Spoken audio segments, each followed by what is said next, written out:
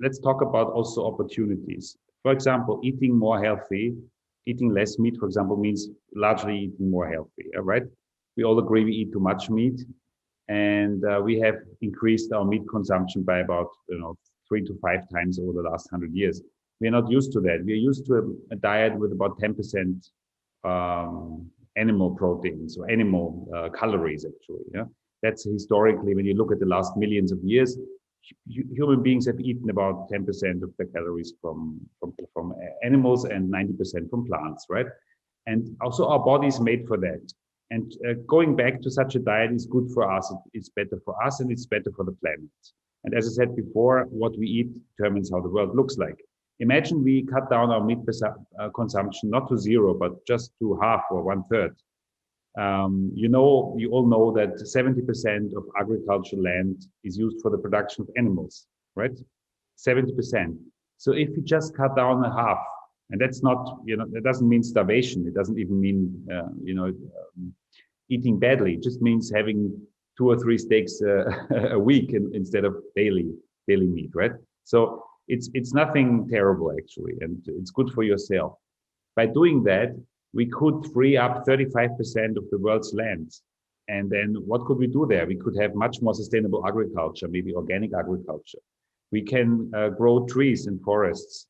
We have a lot of opportunities, basically. By cutting down meat, we can feed a higher amount of people than we can without this cutting down. So it's a win-win situation. It's good for yourself. It's good for your kids. It's good for the climate.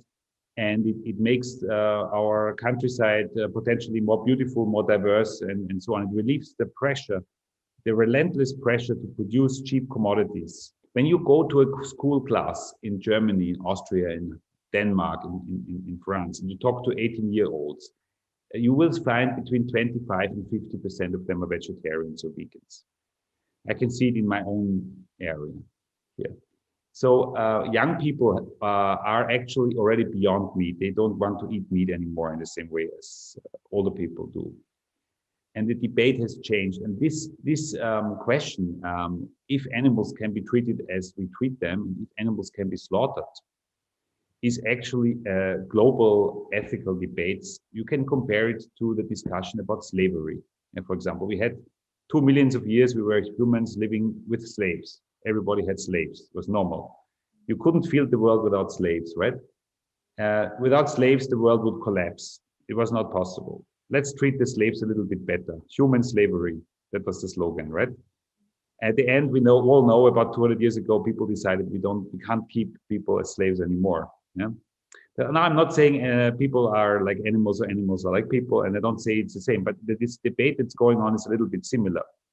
So I expect in the next 20 to 50 years that we will have countries that outlaw meat consumption because of ethical reasons, or outlaw the killing of animals. So we will see a huge societal change in the area of animal production, in my opinion. And this is a very big story, at least as big as climate change. Very interesting. Actually, I've never thought about it this way, that it may be pushed not as much by economic or climatic issues, but more about ethical. And if you look about Ukrainian youngsters, even my youngest, who is 8 years old, she doesn't eat meat for 2 years now. And if you look at her classmates, about 50% of her age kids, they don't eat meat. They don't want to wear leather jackets. You see, yeah. Yeah. So it's not only in Western Europe. Yeah. Super. Yeah, it's the same, and I see the same in China when I talk to Chinese people. So we have a global phenomenon that people want to stop eating animal products, and this is going much faster than people think. This is totally underestimated. This is the huge global discussion. If I was a young person today, I would go into the protein market now and work on plant-based proteins. Could be mushrooms, could be chickpeas, peas, soybeans, whatever. There are many opportunities here.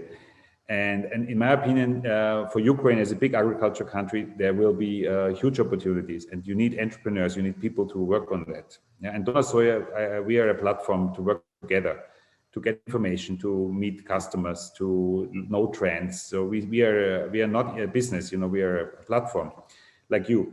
So we can work together to encourage people to grasp opportunities in the new emerging plant protein sector. I think that for smaller businesses, maybe because they are not as huge machines, maybe it's easier to be more flexible and switch. But